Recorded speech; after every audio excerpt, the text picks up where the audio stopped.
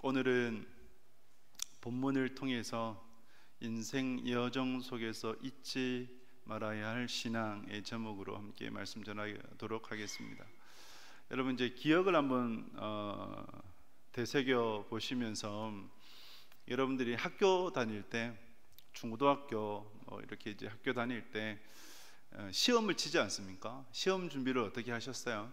보통 이제 시험 기간이 다가오면 한 달 내지 보름에 스케줄을 짜죠, 그죠? 스케줄을 짜고 그 시험이 임박했을 때 하루나 이틀 전에 뭘 합니까? 시험 총정리를 하지 않습니까?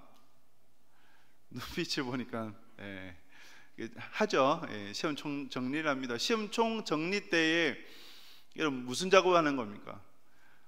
중요하지 않는 것들은 걸러내고, 공부하다 보면 보이잖아요. 중요한 거, 중요하지 않는 거 걸러내고, 또 덜 중요한 것과 더 중요한 것을 뽑아내면서 반드시 머릿속에 넣어야 될 핵심 포인트를 정리하지 않습니까? 그것이 시험의 총정리가 됩니다. 그래야 우리가 시험을 준비를 할 수 있어요.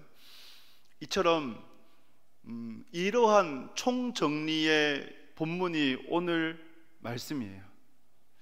오늘 민수기 33장을 보면 지금까지 광야 40년, 출애굽부터 해서 모압 평지에 이르기까지 광야 40년을 총정리를 하고 있습니다.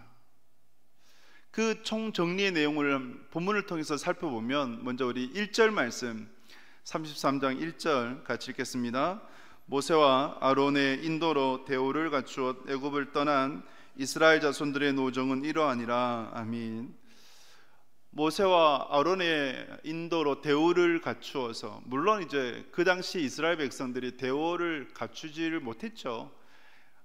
대오라고 하는 것은 주로 이제 군사적 용어 아니겠습니까? 오와 열을 맞춰서 행진하는 것인데, 이스라엘 백성들은 400년 동안 노예로, 종으로 살았기 때문에 질서라는 것은 없었어요. 그러나 하나님께서 그들을 세우셨기 때문에 강한 용사가 될 수 있었던 것이고, 그래서 하나님이 그들을 세우신다라는 의미를 지니고 있는 것입니다. 실제로 하나님의 이름으로 전쟁을 했을 때 여러분, 광야 40년 동안에 이스라엘 백성들이 패한 적이 없었습니다. 백전백승이었어요. 그들이 능력이 있어서가 아니라 하나님께서 그들에게 함께 하시고 하나님께서 전쟁에 앞서서 나아가셨기 때문에 승리할 수 있었던 것이죠. 이스라엘 백성들의 노정은 이러하니라. 노정이라고 하는 것은 여행의 경로입니다. 여행의 경로가 이러했다. 그래서 민수기 33장을 보면 크게 여러분 학자들의 연구 추정에 따라서 대략입니다. BC 1446년 1월 14일 그때에 출애굽을 시작을 했고, 그리고 1405년 약 40년 후에 1월 11일 날 모압 평지까지의 여정에 이르게 됩니다. 총 40년이죠. 40년이나 이 여정 속에 가장 중요한 장소, 포인트라고 한다면 애굽의 람셋이 될 것이고, 그리고 시내산이 되고 가데스 바네아, 그리고 모압 평지가 됩니다.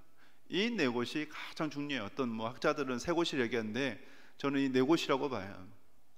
이 네 곳에서 광야 40년 동안에 가장 핵심적인 사건들이 있었고, 1446년도에 BC 1446년 1월 14일에 시작을 해서 15일에 람셋을 떠나 그들이 2달 후에 시내산에 도착을 하게 됩니다.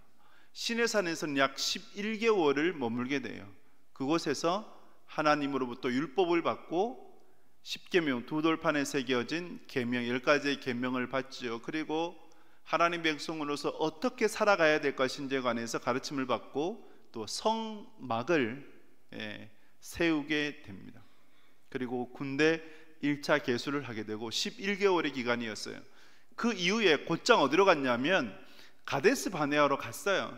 그래서 하나님 원래 계획은 약 한 2년 만에 가나안 땅으로 들어가는 것이었습니다. 그런데 이스라엘 백성들이 가데스 바네아에서 하나님의 뜻을 거부하고 다시 애굽으로 돌아가자 이렇게 반역했기 때문에 몇 년을 방황을 했어요? 38년을 방황을 하게 되었습니다. 그리고 약 BC 1406년 한 6월경에 모압 평지에 도착을 했고 6개월을 그곳에서 보내게 되었습니다. 이것이 광야 여정의 핵심적인 사건들이라고 할 수 있어요. 근데 여러분, 시험을 치르기 직전에 시험의 총정리를 하듯이 모세가 가나안 땅에 들어가기 직전, 이제는 이제 요단강을 건너서 가나안 땅에 들어가는 일만 남았습니다. 들어가기 직전에 모세가 총정리를 하는 거예요. 광야 40년 여정의 총정리를 하는 겁니다. 이것을 하는 이유가 뭐겠습니까? 반드시 이스라엘 백성들이 기억해야 될 것이 무엇인가를 가르쳐 주기 위함 아니겠습니까? 반드시 기억해야 될 것, 그것을 통해서 하나님을 신앙하고 그래서 가나안 땅에 들어가 하나님의 백성답게 살도록 하기 위함입니다. 이 진리는 오늘을 살아가는 우리에게도 주시는 하나님의 말씀인 줄 믿습니다. 여러분, 이 민수기 33장의 광야 여정의 핵심 포인트를 여러분들의 머리속, 여러분들의 마음에, 여러분들의 신비에 꼭 새길 수 있길 바라고 이 말씀 따라서 신앙하며 이번 한 주도 또 남은 여생도 승리할 수 있는 여러분 될 수 있기를 주님의 이름으로 축복합니다. 그 핵심 포인트가 무엇인지 몇 가지 살펴보도록 하겠습니다. 민수기 33장 3절 4절 말씀 같이 읽겠습니다. 그들이 첫째 달 15째 날에 람셋을 떠났으니 곧 6월달 다음 날이라. 이스라엘 자손이 애굽 모든 사람이 목전에서 큰 권능으로 나왔으니 애굽인은 여호와께서 그들 중에서 치신 그 모든 장자를 장사하는 때라. 여호와께서 그들의 신들에게도 벌을 주셨더라. 아멘. 그들이 첫째 달 1월이죠 15째 날에 15일에 람셋을 떠났다. 곧 그날이 6월절 다음 날이다. 그런데 이 출애굽의 시작을 1월 15일로 보지 않고 14일로 봐요. 왜냐하면 시작이 여러분 1월 14일이기 때문에 그렇고, 그 다음 날에 이제 출발을 한 거죠. 그날이 언제입니까? 어떤 사건이 있었습니까? 이스라엘 백성들이 애굽의 목전에서 애굽 사람들이 보는 앞에서 큰 권능으로 나왔으니라고 말씀합니다. 큰 권능으로 나왔다, 즉 출애굽을 했다. 그때 어떤 사건이 있었던 것입니까? 하나님께서 바로의 압제로부터 이스라엘 백성들을 출애굽시키시고자, 애굽에서 구원하시고자 10가지 재앙을 애굽에 내리게 되셨습니다. 그 10가지 재앙 중에 마지막 재앙이 무엇이었습니까? 애굽에 처음 난 것들은 다 죽는 것이었습니다. 심판받는 것이었어요. 짐승들도 처음 난 것은 다 죽었고, 그 다음에 사람까지도, 장자까지도 다 죽게 되는 겁니다. 그런데 그 심판을 피할 수 있는 방법도, 피할 수 있는 길도 하나님께서 열어놓으셨죠. 여러분, 어떻게 하면 하나님의 그 장자의 심판, 마지막 10가지 재앙 중에 마지막 재앙을 피할 수 있었던 것입니까? 어린 양을 잡아서 그 어린 양의 피를 좌우 문설주와 임방에 바르면 여호와의 사자가, 하나님께서 그 피를 보고 그 집은 그냥 지나간다, 넘어간다. 그래서 넘어간다라고 해서 패스오버, 6월이라고 부르죠. 6월절이라고 부르는 것이죠. 이스라엘 백성들은 하나님을 경외했기 때문에 하나님 말씀을 따라 어린 양을 잡아서 좌우 문설주와 임방에 어린 양의 피를 발랐어요. 그 문설주 임방이로 하는 것은 그 집의 가장 끝이요, 세상과 가장 맞닿아 있는 부분, 경계의 부분입니다. 그 세상의 경계에서 하나님의 말씀을 따라 거룩하게 살도록 어린 양의 피, 곧 그리스도의 보혈로 상징하는 거 아닙니까? 그 보혈로 정결하게 되는 자 구원을 받는다라는 그런 메시지가 담겨져 있는 것이죠. 이스라엘 백성들만 구원받은 것이 아니라 애굽 사람들 중에서도 하나님을 경외했던 자, 그래서 하나님을 두려워해서 하나님의 말씀에 순종해서 똑같이 어린 양을 잡아서 좌우 문설주 임방에 발랐던 자들은 어떻게 되었을까요? 심판을 피했어요. 즉 구원을 받았습니다. 불순종했던, 거만했던, 그 말을 듣지 않았던, 청종하지 않았던 애굽인들은 다 죽게 되었죠. 물론 이스라엘 백성들 중에서도 만약에 하나님의 그 명령에 순종하지 않았다, 어떻게 되었을까요? 심판이죠. 그래서 여기서 우리는 깨달아요. 누구든지입니다. 할렐루야. 누구든지 주님의 이름을 믿는 자는 구원을 받습니다. 할렐루야. 주님의 이름을 믿는 자는 구원을 받습니다. 누구든지 주님의 이름을 부른 자는 은혜를 입게 됩니다.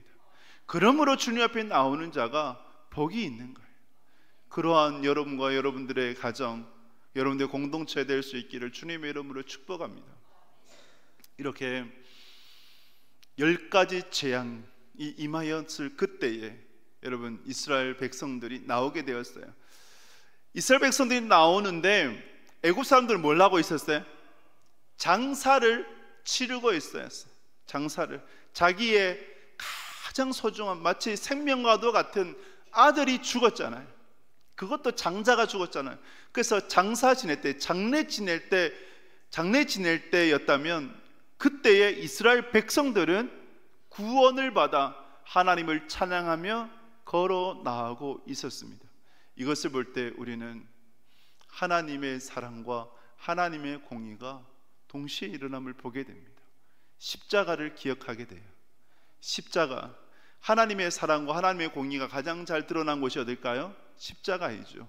구원을 받는 자들에게 하나님의 사랑이요, 구원을 받지 못하는 자에게는 하나님의 심판이 되기에 공의가 되는 것입니다.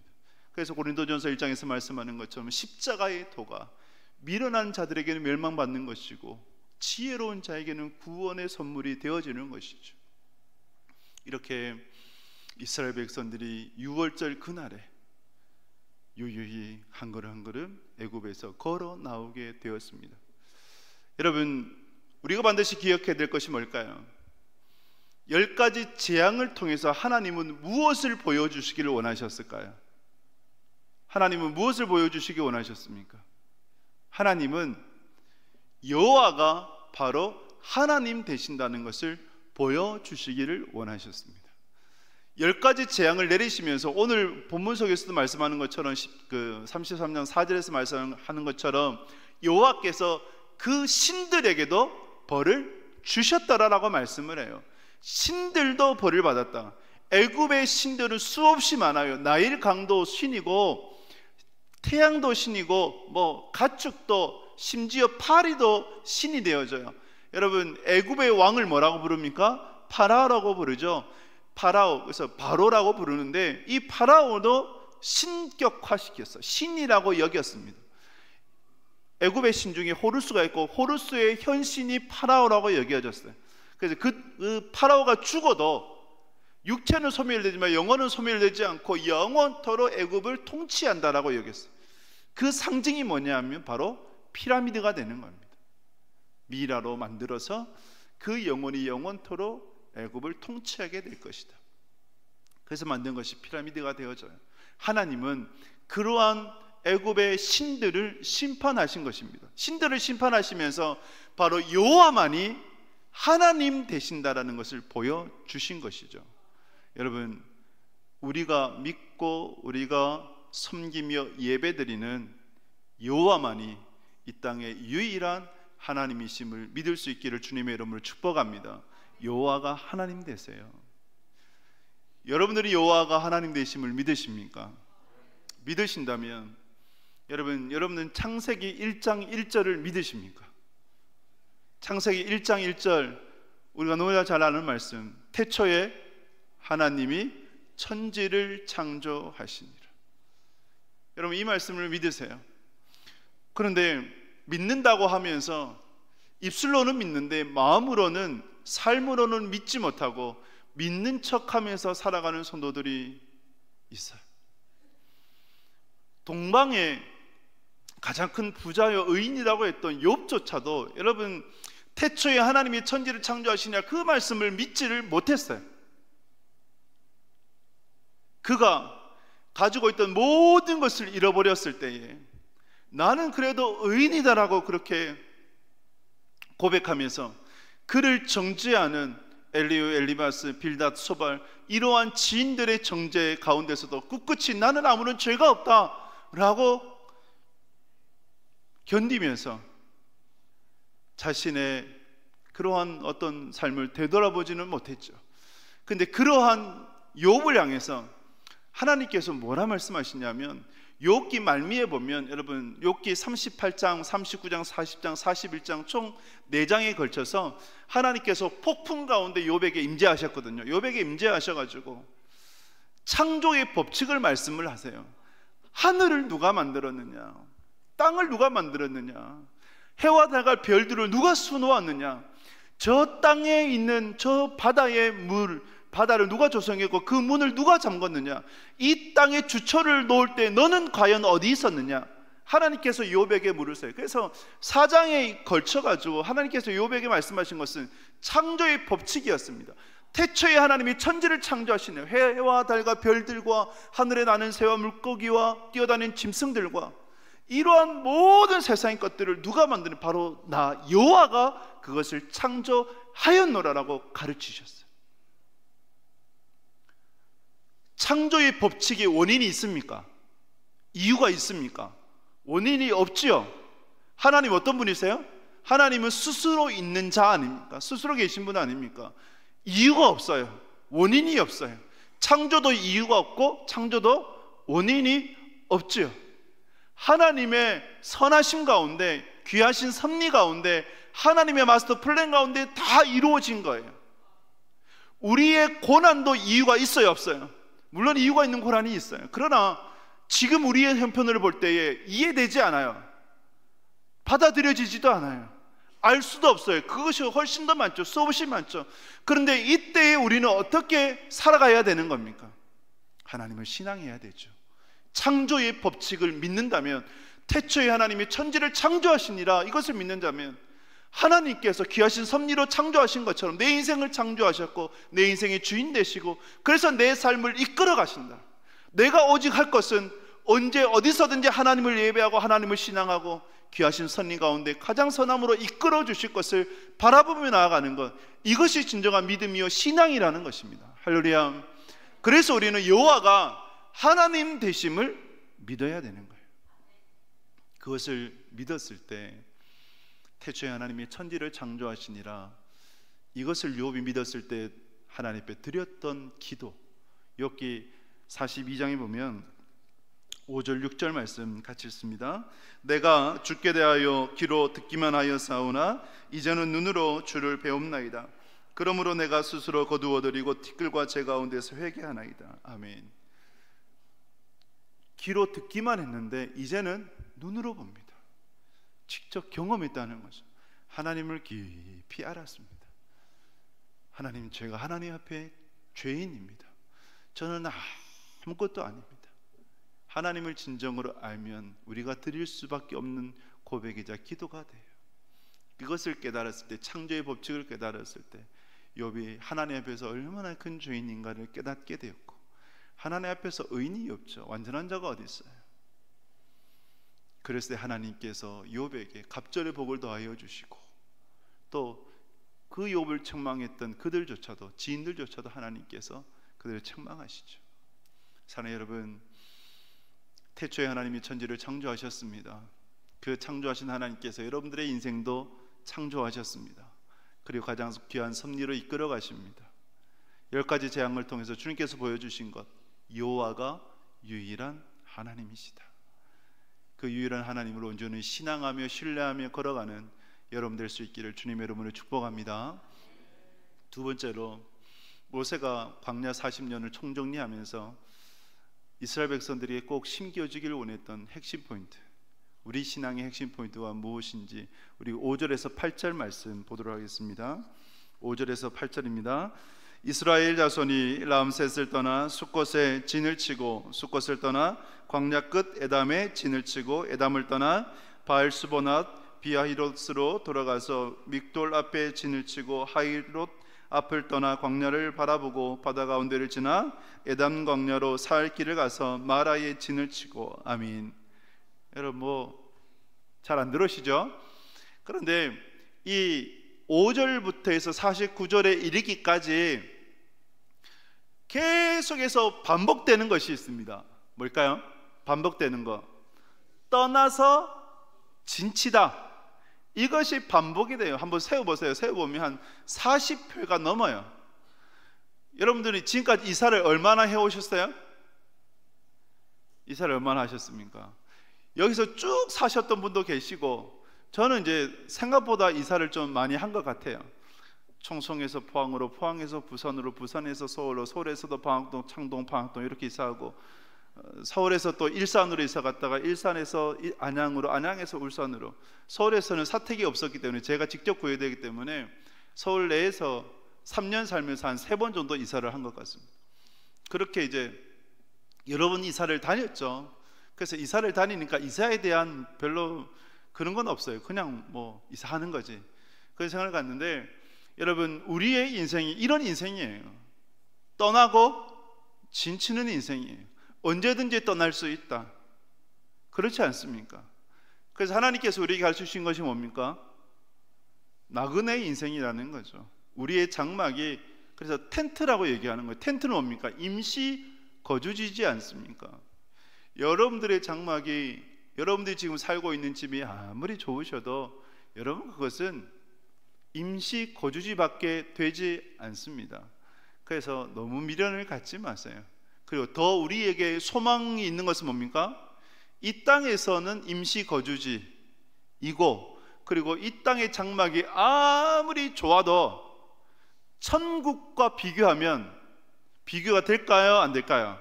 비교가 되지 않습니다. 뭐 제가 이제 짧은 인생이지만 제일 좋은 집에 가봤던 것이 인도네시아 단기송이 갔을 때 초청받아서 가보니까, 저 뭐 TV에 나오는 정말 이제 화려하더라고요. 앞에는 수영장도 있고 골프장도 있고 뭐 이런 집이었는데, 그러나 여러분, 아무리 그 집이 좋다 한들 천국과 비교가 되지 않습니다. 천국에 여러분 길바닥 있죠. 도로, 보도블로 뭘로 돼 있다고요? 맑은 유리 같은 정금으로 되어 있어요. 길바닥도 정금인데 다른 건 말할 것도 없죠. 그러니 우리의 인생이 이 땅에서 나그네 길이고, 이 땅에서의 잠깐 머무는 임시 처소이다 라는 것 잊지 마십시오. 떠나고 진치는 인생입니다. 떠나고 진치는 이것이 40여 해 반복이 되었는데, 이때에 여러분 기억해야 될 것, 이스라엘 백성들이 람셋을 떠났을 때 출애굽 직후에 어떤 사건이 있었습니까? 앞에는 홍해가 있었고, 그죠?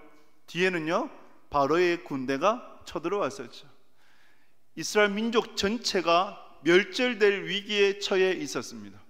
그때 모세가 하나님 앞에 기도했고 하나님으로부터 받았던 그 말씀을 선포하는데 3가지를 선포합니다. 두려워하지 마라, 가만히 있으라, 그리고 여호와께서 행하시는 구원을 보라고 말씀을 해요. 두려워하지 마라. 사람이 두려움에 사로잡히면 경직되어 버리거든요. 사고가 막혀버려요. 그러면 사리 판단이 전혀 되지 않아요. 몸은 전혀 움직이지 않습니다. 어찌할 바를 몰라요. 그래서 두려워하지 마라, 가만히 있으라. 가만히 있으라는 뭡니까? 경솔히 행동하지 마라, 말을 함부로 하지 마라, 부정적인 말을 내뱉지 마라 라는 것이 되죠. 그리고 여호와께서 행하시는 구원을 보라. 믿음으로 하나님께서 어떻게 행하실지를 바라보라는 것입니다. 이때 하나님께서 어떻게 행하셨습니까? 홍해의 길을 가르쳐가지고 이스라엘 백성들이 지나가도록 하시고, 뒤쫓아오는 바로의 군대는 수장시켜 버렸죠. 학자가 연구해 보니까 밤새도록 밤새 이제 지나갔잖아요. 이스라엘 백성들 홍해를 지나갔지 않습니까? 300만 명이 그 홍해 바다를 지나가려면 어떻게 지나가야 될까요? 그리고 여러분, 그 홍해 바다, 말이 홍해 바다지 이런 길이 아니잖아요. 서해안을 가보면 밀물과 썰물로 인해서 이제 물이 빠지고 들어오고 막 그러잖아요. 물이 빠졌을 때 여러분 그 바다가 어떻습니까? 갯벌이잖아요. 들어가 보시면 발을 제대로 딛지 못할 정도로 질척해요. 질퍽질퍽해요. 그런데 그런 곳을 어떻게 길을 내셨다고 해도 지나갈까요? 그래서 연구해 보면 하나님께서 밤새도록 바람을 부르셔가지고 그 땅을 마른 땅처럼 만들어 버리셨다. 할렐루야. 그리고 300만 명이 밤새 지나가려면 최소 왕복 고속도로 왕복 48차선 그 정도는 되어야 지나간대요. 그렇게 하나님께서 대로를 만들어 주신 거예요. 그래서 지나갈 수 있었어요.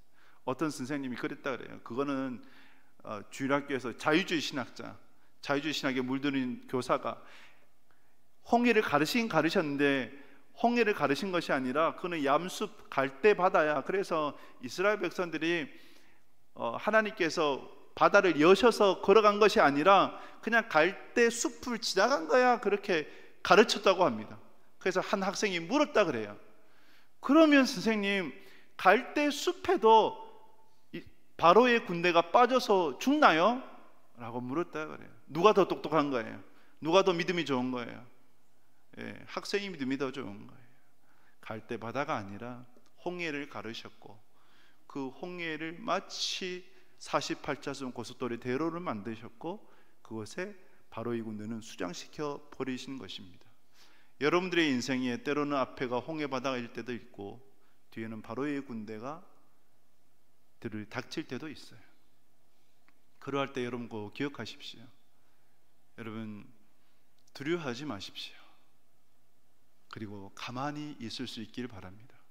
경솔히 행동하지 마시고 부정적인 언행을 삼가하시고 믿음의 눈으로 하나님께서 여러분 가운데 어떻게 행하실지를 바라보시기 바랍니다.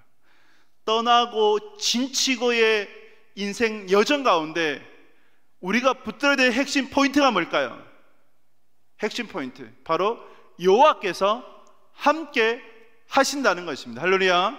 이스라엘 백성들과 함께 하셨기 때문에 홍해 바다가 열린 거예요. 오늘 말씀 보면 33장 9절을 볼까요? 우리 9절 말씀 같이 했습니다.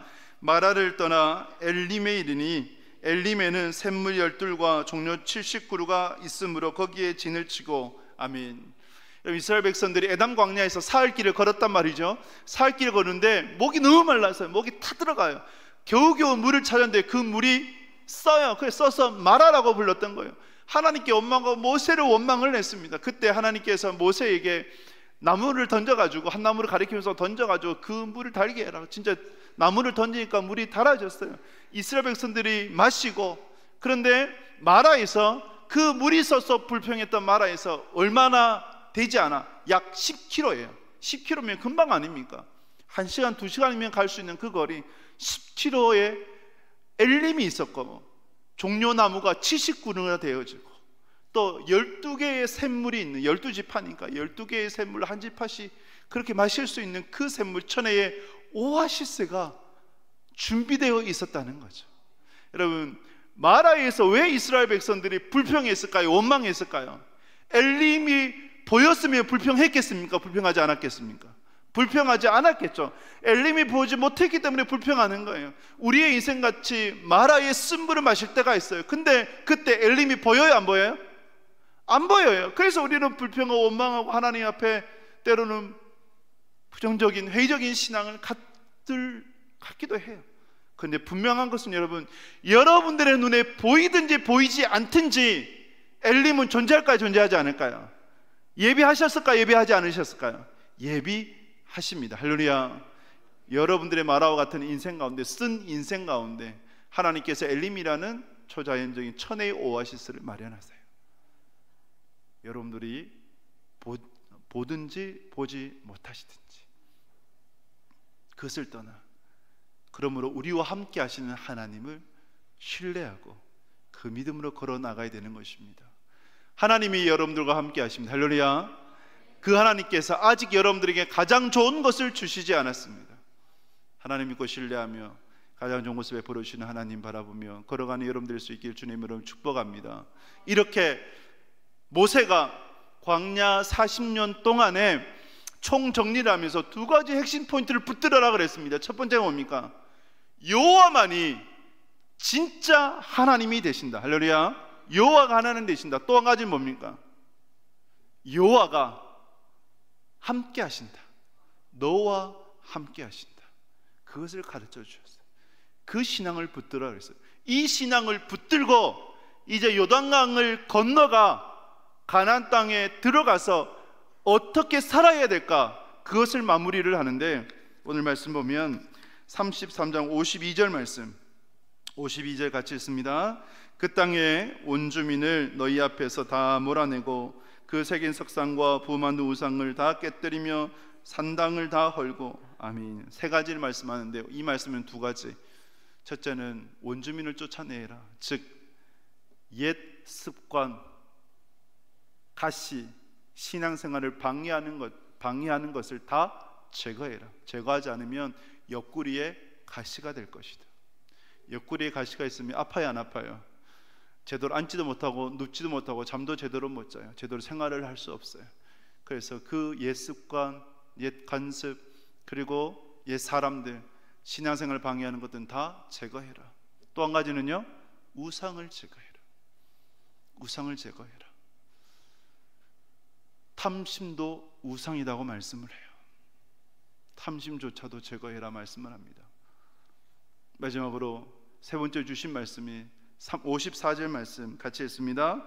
너희의 종족을 따라 그 땅을 제비 뽑아 나눌 것이니 수가 많으면 많은 기업을 주고 적은 기업을 주되 각기 제비 뽑은 대로 그 소유가 될 것인즉 너희 조상의 지파를 따라 기업을 받을 것이니라. 아멘. 세 번째로 가나안 땅에 들어가서는 제비 뽑아서 땅을 배정받게 된다. 왜 제비 뽑는 걸까요? 너희의 노력으로 그 땅을 취한 것이 아니라, 너희가 힘이 세고 머리가 좋고 똑똑해서 강해서 받은 것이 아니라, 그 땅은 전적인 하나님의 은혜야. 그것을 가르쳐 주신 거예요. 그래서 하나님의 백성은 하나님의 은혜로 살아가는 것입니다. 사랑하는 여러분, 여러분들의 인생 경로 가운데 지금까지의 인생의 총정리를 한번 해보십시오. 무엇이 가장 중요한 것인지. 그 가장 중요한 것은 바로 여호와가 하나님 되신다는 것, 그 하나님이 여러분들과 함께 하신다는 것일 것입니다.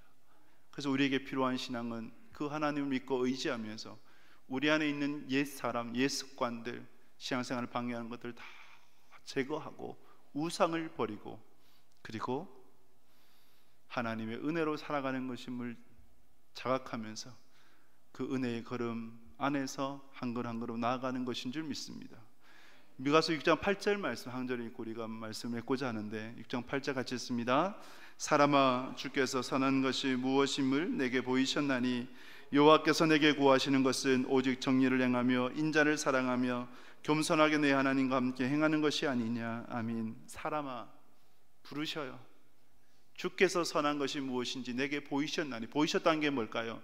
다 가르쳐 주셨다는 거예요. 하나님께서 광야 40년의 여정 가운데 다 보이셨습니다. 가르쳐 주셨습니다. 이제는 이스라엘 백성들이 화답할 때입니다. 하나님께서 이스라엘 백성들에게 원하시는 것, 곧 하나님께서 여러분들에게 원하시는 것인 줄 믿습니다. 사람아, 주께서 내게 보이셨나니 내가 행할 것은 인자를 사랑하고 공의를 행하고, 그리고 겸손히 내 하나님과 함께 행하는 것이다. 인자를 사랑하고 공의를 행하고 겸손히 하나님과 동행하며 한 걸음 한 걸음 걸어가는 여러분 될 수 있기를 주님의 이름으로 축복합니다.